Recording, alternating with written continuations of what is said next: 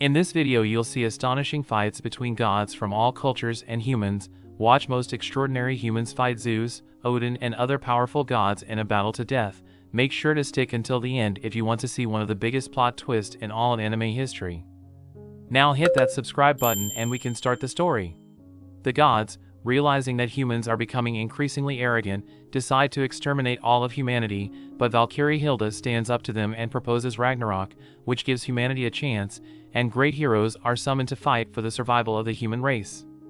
With the help of the Valkyrie sisters, who transform into weapons called Volanders, the heroes are given the power to oppose the gods.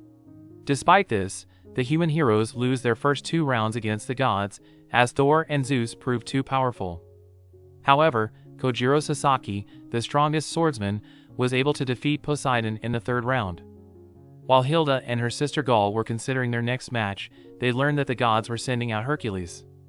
Although they are in different positions, they consider him like a brother and Hilda wishes him luck. Hercules is approached by Loki, who, being half human himself, wonders if he can really destroy mankind. Hercules, however, tells him that he will fight for the gods with all his might, although he intends to petition against the destruction of mankind if he wins. The next round begins, and Hilda chooses Jack the Ripper to fight for humanity. Hercules is angry at having to fight a mass murderer, and the audience is conflicted about cheering for a serial killer. The arena is transformed into a corner of London, where Jack unveils his divine weapon, a giant pair of scissors that can cut through anything. As Hercules prepares to fight, Jack runs away from him. Hercules chases after Jack and finds him drinking tea. He tells Jack to take up arms and fight, but when Jack ignores him, Hercules approaches but runs into some trip wires.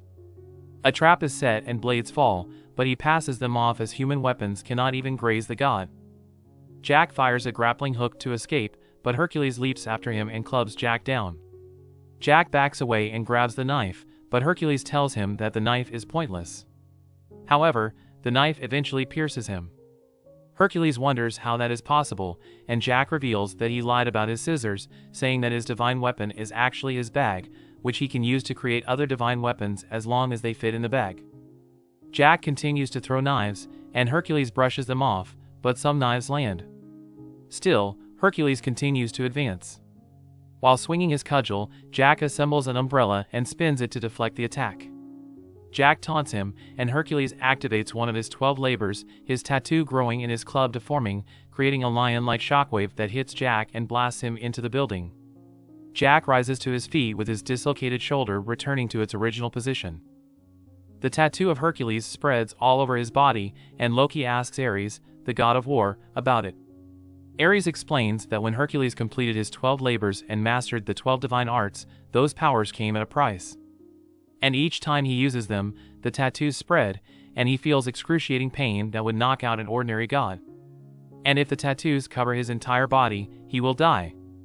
But Ares believes in him. His will is so strong, he says, that even the gods cannot break it. Thousands of years ago, there was a boy, Castor, who was bullied. His friend Alcides tries to protect him, but is beaten. Castor wonders why he wanted to fight when he was so weak, but Alcides states that it was the right thing to do.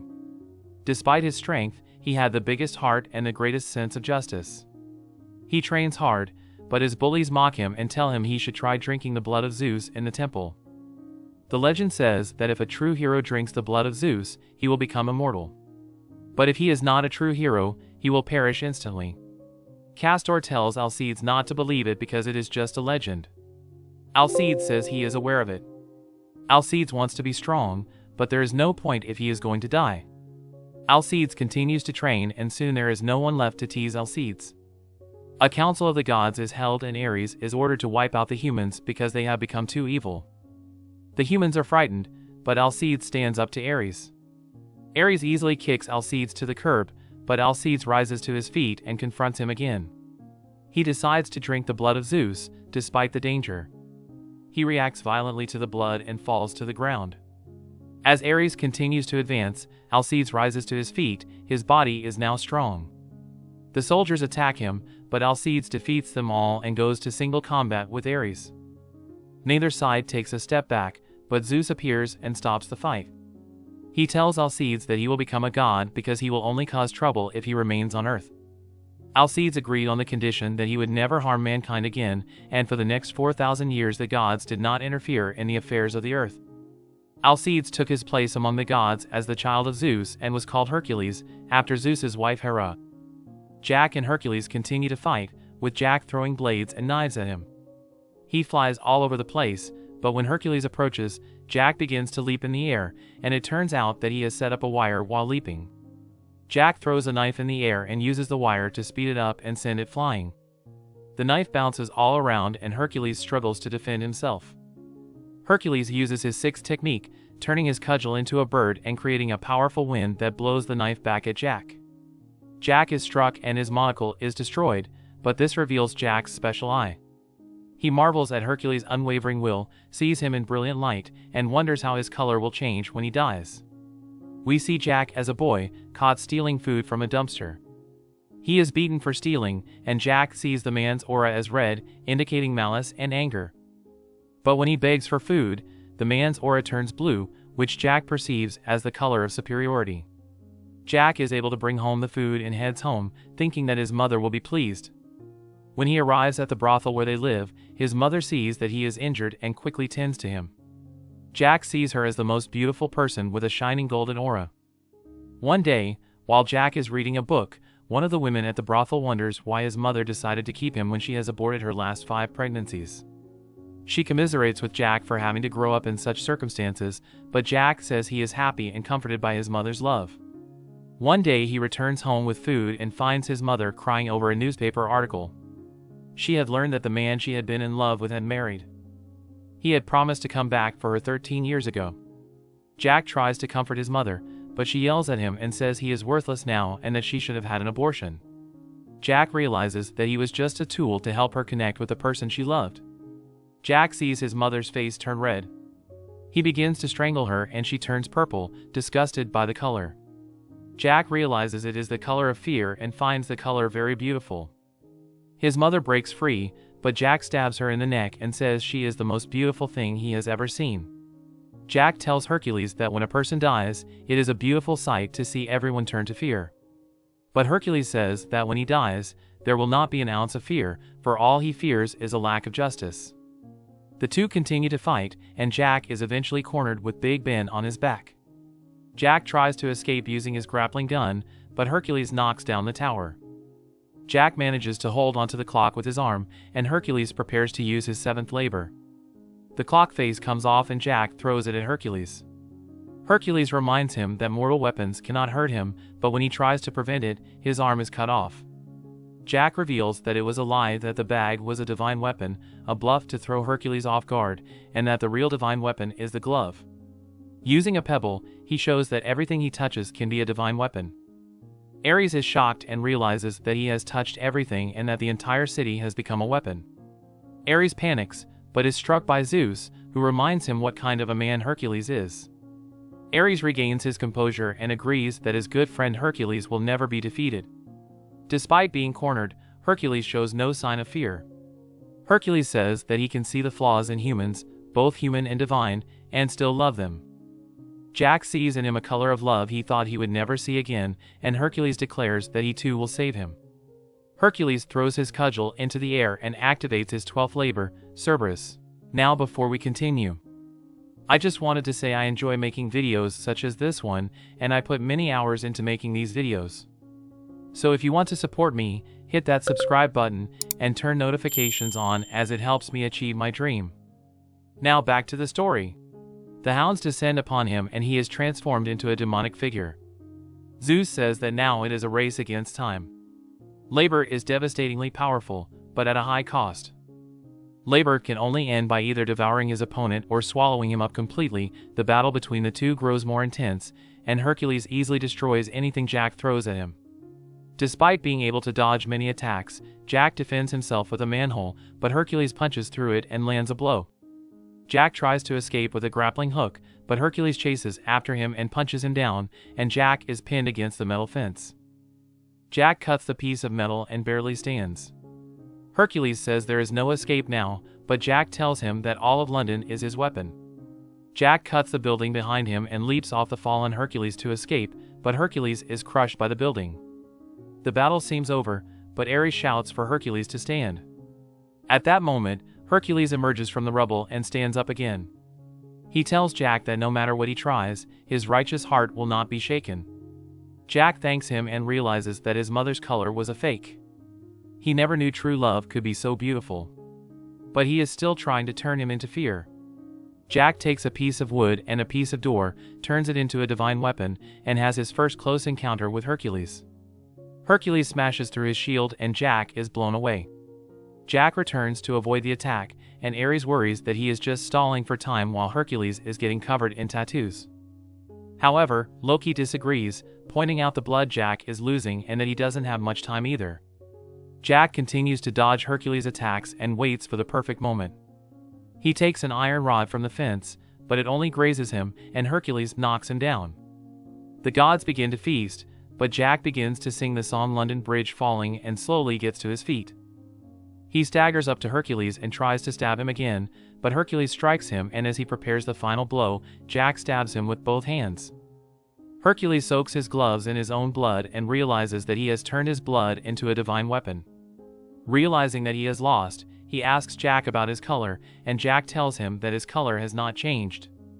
Hercules rejoices and embraces Jack, reminding him that he has always loved humanity. His soul is shattered and the gods are speechless. As he fades away, he wishes Hilda could see him and says he will leave the rest to her to save mankind. Gaul weeps for Hercules and asks Hilda if she is glad that Jack killed him. But Hilda says that she is doing what is necessary to save mankind. Hilda enters the room to pay her respects to the fallen heroes and adds another drink for Hercules. She begins to cry and says she will join him when this is over. As Ares mourns the death of Hercules, Zeus is angry that they are now 2 for 2 with mankind. He explodes in frustration, destroys their spectator area, and refuses to allow humanity to take the initiative. We see the god Loki waiting for Buddha. Buddha wonders if he is trying to pick a fight, but Loki just asks about Valander. He wonders how a Valkyrie could have such powerful feats. He accuses Buddha of using his power to help the humans and asks if he is a traitor. Things were getting tense. At that moment, the 7 lucky gods arrive and attempt to bring judgment on Buddha. One of them, Ebisu, tries to intimidate Buddha, but Buddha is unconcerned. Ebisu tries to hit Buddha, but Buddha fires a lollipop to stop Ebisu's attack. The gods of fortune prepare for battle, and Loki joins their side. Buddha unleashes his power, saying, "Come at me." At that moment, Kojiro arrives with 2 other human heroes. They join Buddha's side and prepare to fight the gods, but Zeus suddenly shatters the ground and breaks the situation. Ebisu still tries to fight, but Odin releases an intimidating aura that intimidates everyone. Zeus advises Buddha to stay out of trouble, but Buddha laughs and says he takes orders from no one. Meanwhile, Gaul apologizes to Hilda for her outburst, but Hilda tells her that there is no need, that they should work together for the good of humanity. They visit the next hero's quarters, where they witness a giant man sleeping. Hilda wakes him up and tells him it is his turn to fight. Man rises, his name is Raiden, the strongest wrestler known to mankind. Raiden wonders if he should combine with Hilda, but Hilda says there is someone more suitable. A huge woman named Thrud enters the room and introduces herself as his partner. Raiden is shocked to see her and Thrud wonders if he is disappointed to see her, but Raiden is actually pleased and says she is perfect, so she melts from joy and transforms into his divine vessel. Their next match takes place in a sumo-themed arena, where Raiden is introduced as an undefeated sumo champion. His opponent arrives riding an elephant and we meet Shiva, the god of destruction. The fight begins, and Raiden immediately rushes Shiva and dropkicks him in the face. Shiva is pushed back, but quickly recovers. Raiden continues his attack, landing punches and bringing Shiva to his knees. Raiden wants to end it quickly and attacks with a knee strike, but Silva blocks it. Pushed away, Raiden grabs onto Silva, who slams him in the chest and sends him flying through the air. Raiden lands and Silva is satisfied that he is a worthy opponent. In the flashback, a 3-year-old Raiden is shown, and his parents wonder what is wrong with him, as he cannot even stand up. One day, while preparing dinner, the parents are surprised to see Raiden standing. His parents are overjoyed to see him, but when he takes a step forward, he suddenly feels pain and they watch in horror as his body falls apart. Every bone in his body is broken, but they know it is because his muscles were too strong for his bones. Despite this, Raiden tries hard to walk, and eventually he is able to walk. His body created more muscles to restrain his strength, creating a shell called the 100 Seals. Back in the present, Raiden slapped himself and broke the 100 Seals. His muscles begin to go berserk, and Shiva fears he will destroy himself. But he turns to Thrud for help and is able to bring his muscles under control. We learn that the lines of his body are actually his Volander and that it has complete control over his muscles. Gaul is shocked to learn that Raiden, whose power had been limited by 100 Seals, became strongest. Raiden's body stabilizes and he lunges at Shiva, punching him with all his might. Shiva is blown away and feels the difference in Raiden's power. Everyone cheers for Raiden and Shiva can barely stand. Raiden tries to finish him off with a headbutt, but he gets damaged trying. Shiva fights back and punches him away, revealing that his head is as hard as a stone. Shiva attacks angrily, and Raiden only blocks. Raiden takes damage, but he grabs Shiva's arm and instantly crushes it with his strength. Shiva kicks him away and everyone sees his broken arm. The gods tremble, but the Indian gods know Shiva well and cheer him on. Shiva hears their cheers and knows that he has never let his friends down. Realizing that Shiva is fighting for them as well, he rushes at Raiden in high spirits and his punches seem to get even stronger. Knowing that his fists contain the power of over 1,000 Indian gods, Raiden tries to fight back, but Shiva's destructive blow hits him and he vomits blood. Raiden does not step back and counters with a headbutt of his own, and the two clash head to head. In a flashback, we learn that the gods of India were fighting with each other to determine who would rule over them. At that time, Shiva and his friend Rudra were living carefree lives as unknown gods, when one day, their territory got attacked by another group of gods. They confront the gods, but the gods think they are weak and laugh at them. After the battle, Rudra tells Shiva of his dream to stand at the top of India and see what no one has seen before. Rudra tells Shiva that if they join forces, they can go anywhere together, and Shiva thinks it will be fun and decides to go with him. Together they defeat other gods, gaining more power each time they defeat a god, but also more responsibility. Eventually they come face to face with a god named Indra, who is said to be 10 times stronger than the other gods. Rudra fights Indra alone, and ultimately wins. They dance together to celebrate their victory and later defeat all the other gods to reach the summit. At the summit, however, Rudra tells him they must fight because only one god can make it to the top. Shiva does not want to do so, but Rudra insists, so they end up fighting. In what is known as the most ferocious battle in Indian history, the two go to blows, with Shiva ultimately gaining the upper hand. Rudra refuses to give up on reminding Shiva of his dream, so Shiva decides to abandon the fight, but just as he is about to admit defeat, Rudra surrenders, knowing that Shiva has beaten him. Rudra tells Shiva not to go easy on his opponents who are coming at him with all their might, and Shiva takes the will of Rudra and all gods they defeated, and becomes the chief of the Indian gods. Back in the present, Shiva begins to dance to the rhythms of the universe, and the other gods recognize it as the battle dance he used to unite the gods of India. Shiva dodges Raiden's punches with erratic movements. Raiden strengthens his legs and tries to attack again, but Shiva easily dodges and kicks him away. Shiva continues to punch Raiden, and Raiden appears helpless against the attack, but pumps up his forearms to create a huge meat shield that blocks all of Shiva's attacks. Shiva's dance sets his body on fire and he continues to pound Raiden with his burning fists. Shiva breaks through the shield and burns Raiden's body with his legs. Everyone thought humanity would lose, but Raiden suddenly smiles and realizes he can fight his opponent with all his might. In a flashback, a 5-year-old Raiden is shown wrestling with his senior. He easily defeats his senior and Raiden celebrates his victory, but his senior is injured and everyone begins to see him as a monster. He asks his mother why he is different from other children, but she tells him that his strength is a gift from the gods and must be used to help the weak. Later, Raiden grows up to be a good man and stays in the village, but one day a volcano erupts, destroying all the crops and causing a famine. When Raiden learned that the people were suffering, he left the village at the age of 17 and went to Edo, planning to become a sumo wrestler to earn money for the village. However, he is challenged by a sumo wrestler named Ozaki, who tells him to go home if he loses. Raiden immediately lunges at his opponent, but Ozaki stops him and throws him to the side. Raiden is shocked, but continues to strike Ozaki. As Raiden lies on the ground, Ozaki asks him what he thinks about sumo, and Raiden learns of his love for the sport.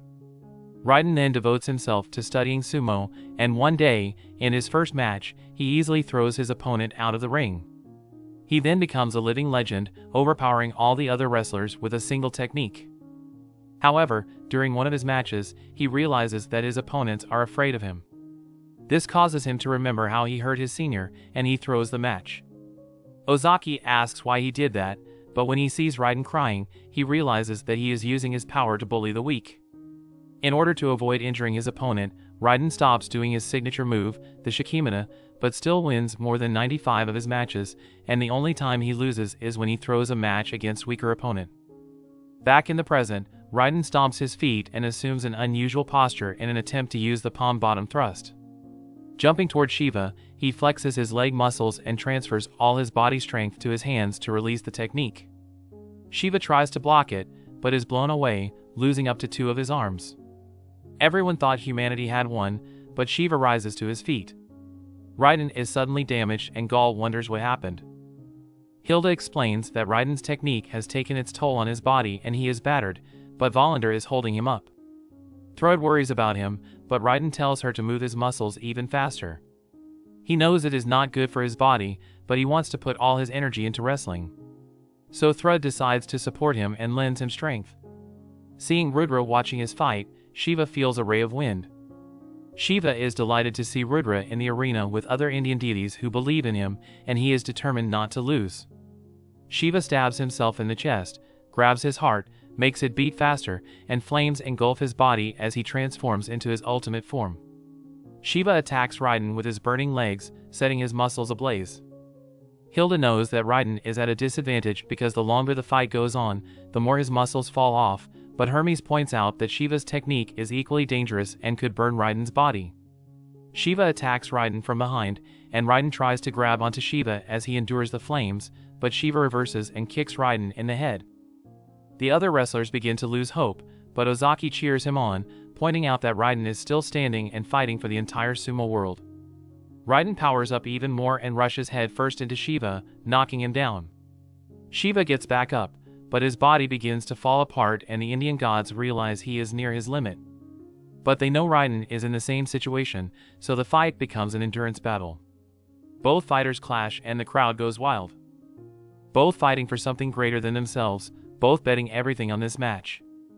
As Raiden tries to execute another palm thrust, Shiva tells him to come at him. The 2 men charge at each other with the ultimate technique, but Shiva's attack overwhelms Raiden and tears his arm off. He thanks Shiva for letting him use his full strength, telling Thrud to release Volander, but she chooses to stay with him, saying she is in love with him. Raiden admits to having a great time and Shiva finishes him off. He thanks Raiden for giving him the best match of his life, and Raiden's soul is shattered as he tries to walk away. As Shiva leaves the arena, he encounters Rudra, who catches him as he falls. Zeus approaches him and says he is out of shape. Shiva admits that he almost lost and says that humans are amazing, and Zeus agrees with him and laughs. Meanwhile, Gaul mourns Thrud's death and asks Hilda why she would go to such lengths to save humanity. Hilda adds Raiden's cup to the altar of fallen heroes and says that they are now 2 for 3 against the gods. She becomes emotional, but determined to save mankind. When Zeus approaches the tree, Buddha is eating chocolate. Zeus finds Buddha eating the chocolate and tries to eat it himself, but Buddha will have none of it and eats it all at once. Zeus, hating to lose, offers him another match. He threatens Buddha with his aura, but Buddha immediately calls him boss and tells him to enjoy the show. We see Buddha enter the arena. He grabs the announcer's horn and declares that he will fight on the side of humanity. The gods think he has gone mad, but Buddha insists that if the gods are not willing to save humanity, it is up to him. Gaul is confused and asks Hilda why Buddha is fighting on their side and if this is part of her plan, but Hilda insists that Buddha takes orders from no one. We find out just before the round, after Raiden's death, Buddha approached Hilda. Buddha tells her he wants to fight for humanity, but she is not surprised. She asks about his powers before Ragnarok begins, so he thinks she has manipulated him into fighting the gods. Hilda denies this, pointing out that everyone knows he hates the gods. Zeus reveals that Buddha did not break the rules. Back in the arena, the announcer tells Buddha that he cannot be replaced, but Zeus says it is fine, and Buddha reveals that he has not broken the rules. Odin asks Buddha if he is ready to be an enemy of all the gods, but Buddha doesn't care and says that he is the only one who matters, angering all the other gods. When Buddha asks Zeus who will fight, a light shoots up from the sky and a ship descends into the arena. The 7 gods of fortune appear. The announcer tells them that only one of them can fight. As the leader removes his armor, he reveals that they are actually one being. His friends enter his body, a bright light surrounds him, and the sphere shatters as a god named Zero appears. Zero tries to slaughter Buddha as he warms his body, but Buddha doesn't seem to mind. He puffs out his back, pulls out his weapon, and prepares for battle. Gaul thinks it is not fair that 7 gods become one, but gets reminded of his original form, revealing that he was once a good god who wanted to spread good fortune, but was changed by grief. In a flashback, Zero goes to the city and sees people suffering. He then thinks about what he can do to make them happy. He then decides to remove the cause of their unhappiness in order to make them happy, so he goes to the boy, touches him with his hands, and absorbs his unhappiness. The boy immediately becomes well and the people begin to worship Zero. He continues to absorb the misfortunes of others, but after a few years, he absorbs too much and breaks down. He returns to the city to check on the people, but finds that they are corrupted without misfortune, and he learns the true nature of human beings. Zero bumps into a man and falls to the ground, where he realizes that the man is the boy he saved years ago. Zero asks the man what he has been up to, but the man does not remember him and tells him to get lost. Zero can't believe this is real and thinks about all he has done for them and wonders why people are still unhappy. At that moment, Buddha arrives with his disciples. Zero wonders why Buddha's disciples look so happy, unlike the people in the city, who look shabby and poor. Zero approaches Buddha and asks him why his disciples look so happy. Buddha says that it is because they are free to do whatever they want. Buddha tells them that good fortune is not given, but must be acquired, that where there is light, there is a shadow, and that they should join him in order to attain enlightenment. Despite being human, Buddha was able to make people more fortunate. He knew it was his job to do so. As he lamented by the riverside, suddenly a dark energy surrounded him, and love turned to hate, to the Zero he is now. When 3 humans saw him in the woods, they immediately ran away and he chased after them. He was about to kill one woman, but she stopped to protect her baby. This causes Zero to hesitate, suppress his killing intent, and become the 7 lucky gods. Back in the present, Zero thinks it is time to punish Buddha, but Buddha suddenly kicks Zero and brings him to his knees. Buddha reminds Zero that the fight has already begun. Zero gets up and attacks with his axe, but Buddha easily evades him thanks to his special eyes. Zero gets angry and swings the axe wildly, but Buddha dodges all attacks. Zero gets frustrated and his axe appears to get bigger. Zeus reveals that Zero's axe absorbs misfortune, and the more it absorbs, the stronger it becomes. Hilda adds that Zero's inability to hit Buddha is because Zero's misfortunes count as misfortunes to Buddha, and the longer the fight goes on, the stronger Zero becomes. Gaul is impressed by Buddha's ability to dodge, who moves before Zero can attack, and learns that his eyes give him precognition. Zero continues to make mistakes and asks Buddha if he is making fun of him, and Buddha suddenly fires back. Buddha taunts Zero, angering him even more, and Buddha punches Zero. In what appears to be a one-sided fight, Zero suddenly remembers his past misfortunes and releases a powerful aura.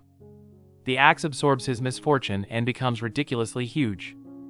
Zero swings the axe at Buddha, but Buddha activates his staff and stands his ground. The axe obliterates the entire area, but Buddha's staff becomes a shield, protecting Buddha from the attack. Hilda reveals that Buddha's staff is a divine treasure that contains the power of the guardians of the 6 Buddhist paths, and that it changes form according to Buddha's emotions. When Zero turns the axe into a serrated sword, Buddha pushes the axe back. Buddha's weapon takes the form of a club and signals him to charge, so he dashes towards Zero and hits him, dodging Zero's attack. A flashback reveals that Buddha was born as prince of an ancient Indian royal family and had everything a man could desire. One night, his father, the king, tells him of his destiny to become king of the world. He tells him that it is the duty of royalty to help feed the people of his kingdom and bring them good fortune. One day, Buddha is reunited with his distant relative, King Jataka, and they discuss Buddha's destiny to become king. Buddha thinks Jataka is happy because his kingdom is prosperous, but Jataka reveals that he is not so lucky. He has done nothing but serve the people, so he does not know what the outside world is like. Jataka eventually passes away, and everyone mourns his passing and thinks he lived a happy life. But Buddha knew otherwise. At that moment, Buddha thinks about his life and how fortune had been bestowed upon him. Getting off his horse, Buddha begins to laugh, saying that he is enlightened. Buddha attends Jataka's funeral, scatters flowers all over the place, and takes Jataka's coffin away. Everyone condemns his actions, but he does not care what they think, because Jataka does not need their prayers. He carries Jataka's remains to the river and, with the coffin afloat, leaves everything behind and sets out on a journey in the wilderness. There he finds a group of people who are trying to achieve enlightenment by starving to death. Their leader insists that this is the only way to purify the mind, but Buddha gives the man food and tells him to eat. The leader condemns his actions, but Buddha does not care. The group begins to follow Buddha, and Buddha teaches them to lie down and chill out instead of starving. One night, a young girl is about to be sacrificed to the gods, but Buddha saves her. The worshippers fear the wrath of the gods, but Buddha tells them that he will gladly fight the gods. Hilda points out that Buddha despises those who try to force their fate on others or rob them of their inner happiness, which is why he fights the gods. Zero twists the weapon into two swords, and Buddha turns the divine treasure into a pole axe. The two continue to exchange blows, but Buddha gains the upper hand with his precognition. Zero is cut down, but his anger grows as his weapon transforms again. Zero's blade closes in on Buddha, but Buddha's weapon takes the form of a knife, and Zero destroys the blade. The audience cheers for Buddha. As the crowd cheers for Buddha, Zero, upset that no one pays attention to him as they used to, suddenly extends his weapon and almost hits Buddha. Buddha says he needs to love him, but Zero says it's pointless and tries to attack Buddha. Buddha insists that he loves him. Zero thinks he is lying, but then looks at Buddha and sees his sincere expression. Zero sees Buddha's weapon slowly losing its power and realizes that he only wanted to be like Buddha, who is loved by everyone. Buddha tells him that he wants to put down his weapons and fight hand to hand. Zero realizes that Buddha is the one who understands him best, and he finally feels happy when Buddha punches him down. The crowd cheers for Buddha, and Zero's unhappiness leaves his body, and he returns to his true form of wanting to make people happy again. But his horns suddenly return to his head, causing pain, and two dragons emerge from his body. The two dragons surround him, creating a sphere from which a huge demon emerges. Buddha jumps back, unable to read their movements, and wonders what is going on. The demon explains that Zero is no more and identifies himself as the demon king Papias. Buddha wonders what he wants, and Papias is not sure, but says he wants to test his power. Ares asks Hermes about Papias, but Hermes knows nothing about him either. As Ares quickly gives up the chair for him, Hades suddenly joins them, saying that Papias is not a god. Hades reveals that Papias is the legendary berserker of the underworld, where the damned run chaos. He says that although he is the king of the underworld, he has never seen Papias and wonders why the gods would turn into him. Buddha begins to fight Papias, but can no longer seem to predict his movements. Buddha points out that he can see the flickering of the soul moving before the body, but Papias' soul is so dark that he cannot see anything. Papias decides to fight with all his might, bending his arms and turning his weapon into a drill. He lunges at Buddha, who tries to defend himself with his shield, but the drill penetrates and takes Buddha's eye. Papias is impressed that he was able to dodge the attack. He transforms his arm into an axe and continues his attack. The two continue to exchange blows, and Buddha is struck again. Ares wonders how Papias is so strong, and Hades states that no ordinary god can compete. He reveals that Papias once destroyed half of the underworld and that the destruction stopped when he suddenly disappeared. This happened centuries ago, long before Hades became king, and he did not believe the story. He was not surprised that Ares was not the only one to have heard of this, for someone must have obtained a fragment of Papias, created some sort of seed, and planted it in the Zero. Ares wonders who would do such a thing, and Hades thinks there is only one god who would enjoy such a thing. Hermes can see that he is referring to Beelzebub. Beelzebub must have done it to see what would happen. Buddha tries to fight back, but gets stabbed in the leg. Buddha backs away, but the injury begins to take its toll. Thinking that Zero is still out there somewhere, he calls for him. Papias, however, laughs that he has already consumed Zero and transformed him into nourishment. Buddha declares that he will kill Papias, whom he has hated for the first time in centuries, and transforms his weapon into a sickle. Papias is unfazed and eager to defeat Buddha, and Buddha launches a preemptive attack, but Papias manages to block the attack. Buddha pushes Papias back, creating an opening, and fire erupts from Buddha's side, increasing Buddha's speed, and he tries to finish him off. However, Papias prevents him with his arm, and Buddha is stabbed. Papias wonders if there is anything left to say to Buddha, but Buddha approaches and says that he is the one who will save humanity. Papias thinks Buddha is dangerous and kicks him, and Buddha is seriously injured. However, Buddha does not give up and calls Papias a chicken. Papias tells Buddha to mind his place and says that Buddha has become the supreme being. Buddha calls him weak, even weaker than Zero. Papias charges at Buddha and tells him to prove it. Ares thinks this is the end for Buddha, but Hades tells him to look Buddha in the eye. Buddha has not given up yet, and Zeus knows that Buddha is waiting for a chance to turn the tables. Buddha is knocked back but gets up, and Papias wonders why he is still standing.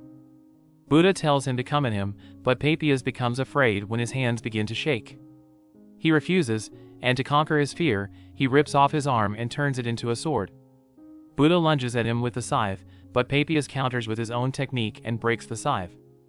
The weapon returns to its original form, and Papias rushes forward, destroying Buddha's staff. Buddha is finished, and Papias tries to kill him, but at that moment, Buddha hallucinates seeing a light behind him. He reaches out there and sees a hand grasping his hand. Buddha regains consciousness and suddenly starts laughing. Papias thinks he has lost his mind, but Buddha stands up and says he has overcome his immaturity.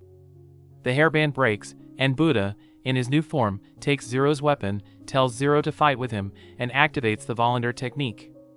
Hilda weeps as she realizes that the weapon absorbs the love of the Buddha instead of the plagues and transforms it into a new divine treasure. The weapon takes the form of a strange sword and has the power of the 7 divinities. Buddha goes toe-to-toe with Papias, and humanity cheers him on with all their might. Buddha dodges his attack and the two attack each other. Kojiro thinks that Buddha is at a disadvantage because he has taken too much damage. Papias damages Buddha with his best attack, but Buddha manages to parry and create an opening to launch a counter-attack.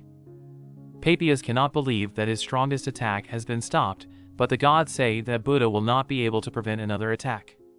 Hades, however, says that all he has to do is dodge. We see Papias launch a barrage of attacks, but Buddha seems to be able to dodge. To Papias' horror, Buddha can now see his soul flickering and is able to dodge the attacks. Papias is frustrated at not being able to land a blow, and he uses his ultimate technique to cut Buddha in half. Everyone who sees this is shocked and thinks that Papias has finally won, but Buddha's body disappears and Buddha reappears behind Papias. As humanity celebrates its victory, Buddha strikes the decisive blow and cuts Papias to pieces. Papias, refusing to accept defeat, attempts to attack Buddha, but his soul is shattered before he can strike Buddha. Buddha sees Zero's soul smiling. Zero joins the 7 lucky gods and ascends into the sky, and Buddha bids Zero farewell. Buddha is announced as the winner of the match, and humanity cheers Buddha as he leaves the arena. Hilda and Gaul rush to Buddha's side to celebrate his victory, but Buddha suddenly collapses from his injuries. He is patched up and tells Hilda not to be so serious all the time. Meanwhile, the gods realize that they have once again won the battle, and Zeus says that they must win the next match no matter what. Hades volunteers to fight, shocking the gods, but says he will avenge his brother Poseidon. When Gaul learns of this, she panics, saying that no one can be Hades. Hilda chooses the next hero of mankind and says that there is only one person who can stand against the king of the underworld, and reveals that he is none other than the first king of mankind. And that's about it for this video. Make sure to drop a like, and tell me how you rate this anime. Before you leave, make sure to hit that subscribe button. I upload multiple videos every week, so make sure not to miss them. Thanks for watching until the end, and see you in next video.